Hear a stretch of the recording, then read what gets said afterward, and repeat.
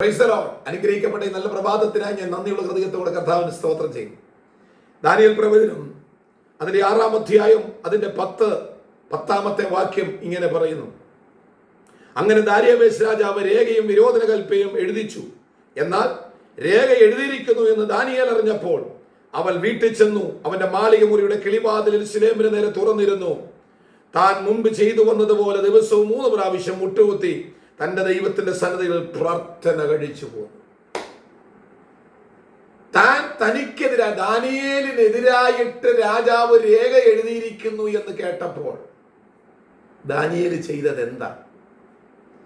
നമുക്കെതിരായി ആളുകൾ സംസാരിക്കുമ്പോൾ, നമ്മെ തകർത്ത് കളയുവാൻ ശത്രുക്കൾ പദ്ധതി ഇടുന്നു എന്ന് നമ്മൾ അറിഞ്ഞു കഴിയുമ്പോൾ നമ്മൾ എന്താണ് ദൈവമക്കളെ ചെയ്യുന്നത്? നമ്മൾ സ്വാഭാവികമായി ചെയ്യുന്നൊരു കാര്യം, നമ്മൾ ആകെ അങ്ങ് തളർന്നു പോകും. എങ്കിലും അവരതെന്നോട് ചെയ്തല്ലോ, ഞാൻ അത്രയും സ്നേഹിച്ചിട്ട്, ഞാൻ അത്രയും കരുതിയിട്ടും, ഇങ്ങനെയൊക്കെ ഞാൻ അവർക്കായി ചെയ്തു കൊടുത്തിട്ടും അവരെന്നോട് ഇത് ചെയ്തല്ലോ എന്ന് ഓർത്ത് പലപ്പോഴും നമ്മൾ തളർന്നു പോകാറില്ലേ? എന്നാൽ ദാനിയേലിനെതിരായിട്ട് രേഖ എഴുതിയിരിക്കുന്ന അറിഞ്ഞ ദാനിയേൽ ചെയ്ത 4 പ്രധാന വിഷയങ്ങൾ ഞാൻ ഈ വാക്യത്തിൽ നിങ്ങളെ ഓർപ്പിക്കാം. 1, ദാനിയേലിനെതിരായി രേഖ എഴുതിയിരിക്കുന്നു എന്നറിഞ്ഞപ്പോൾ ദാനിയേൽ ഇരുന്ന സ്ഥലം വിട്ടിട്ട് താൻ തന്റെ വീട്ടിലേക്ക് കടന്നുപോയി. എന്താണ് വീട്? ദൈവത്തിന്റെ സന്നദ്ധിയിൽ ഒരു ദൈവവൈതൽ മുട്ടുമടക്കുന്നത് എവിടെയാണോ അതാണ് അവന്റെ ഭവനം. വചനം പറയുന്നു, 2-3 പേർ എന്റെ നാമത്തിൽ കൂടി വരുന്നിടത്തൊക്കെയും എന്റെ സാന്നിധ്യമുണ്ട്. അർത്ഥാൽ ദൈവനാമത്തിൽ നാം മുട്ടുമടക്കുന്നത് അത് ദൈവത്തിന്റെ ഭവനമാണ്. ദൈവവൈതലേ, പ്രതികൂലത്തിന്റെ ശബ്ദം നിന്റെ കാതുകളിൽ വരുമ്പോൾ, ശത്രുവിന്റെ ആരവം നീ നിന്റെ ചെവിയിൽ കേൾക്കുമ്പോൾ, ഞാനും നിങ്ങളും ആദ്യം ഓടിച്ചെല്ലേണ്ടത് ദൈവത്തിന്റെ ഭവനത്തിലേക്കാണ്. അത് കഴിഞ്ഞിട്ട് മതി മറ്റുള്ള സ്ഥലത്തേക്ക് പോകുന്നത്. ദാനിയേൽ ഓടിയത് ദൈവത്തിന്റെ ഭവനത്തിൽ പോയി. 2, ദൈവഭവനത്തിൽ ചെല്ലുന്നവൻ ഇടം വലം നോക്കാതെ അവൻ ദൈവപാദപീഠത്തിൽ മുട്ടുകുത്തണം. മുട്ടുകുത്തുക എന്ന് പറഞ്ഞാൽ അതിന്റെ ഒരർത്ഥം സമർപ്പിച്ചു കൊടുക്കുക. നിരാലംബത്വം ദൈവ മുൻപാകെ കാണിച്ചിട്ട്, കർത്താവേ, ഞാൻ ഈ ശത്രുവിനോട് ജയിപ്പാൻ എനിക്ക് കഴിയത്തില്ല, എന്നാൽ ആശ്രയമായ എന്റെ ദൈവത്തിന്റെ പാദപീഠത്തിൽ ഞാനിതാ മുട്ടുമടക്കുന്നു എന്ന് പറഞ്ഞ് ദൈവസന്നിധിയിൽ സമർപ്പിച്ചു കൊടുക്കുക.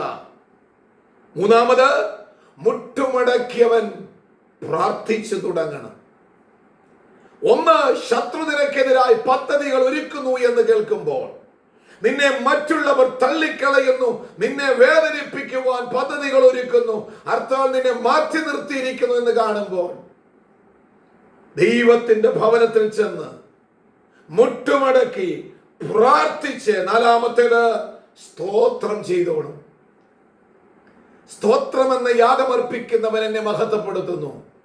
ഇന്ന് പകൽക്കാലം പരിശുദ്ധാത്മാവ് നമ്മോട് സംസാരിക്കുന്നത്, ഇന്ന് പകൽക്കാലവും നാം പ്രതീക്ഷിക്കാത്ത ചില ശത്രുക്കൾ നമുക്കെതിരായി വരാൻ പോകുകയാണ്. നമുക്കറിയാത്ത, നാം ചിന്തിക്കാത്ത ചില വഴികളിൽ കൂടെ ശത്രു ചില പദ്ധതികൾ കൊണ്ടുവന്ന് എന്റെയും നിങ്ങളുടെയും ചില പൊസിഷൻസിനുകളെ, സ്ഥാനമാനങ്ങളെ, ചില കൃപാവരങ്ങളെ ഇല്ലാതാക്കത്തക്കതിൽ, അർത്ഥാൽ നമ്മുടെ ജീവനെ പോലും ഇല്ലാതാക്കത്തക്കതിൽ നമുക്കെതിരായി രേഖ എഴുതി വെച്ച് നമ്മെ തകർത്ത് കളയുവാൻ പദ്ധതിയുമായി വരുമ്പോൾ, ദൈവമൈതലേ, നീ തളർന്നു പോകരുത്. ദൈവഭവനത്തിൽ ഓടിച്ചെന്ന് മുട്ടുമടക്കി അവന്റെ പാദപീഠത്തിലിരുന്ന് സ്തോത്രത്തോടെ യാചിക്കുന്നുവോ, സകല പ്രതികൂലങ്ങളെയും മാറ്റുവാൻ ദൈവം വിശ്വസ്തനാണ്. ആകയാൽ ഈ പകൽക്കാലം പ്രതികൂലങ്ങളെ കണ്ട് ഭയപ്പെടുകയല്ല.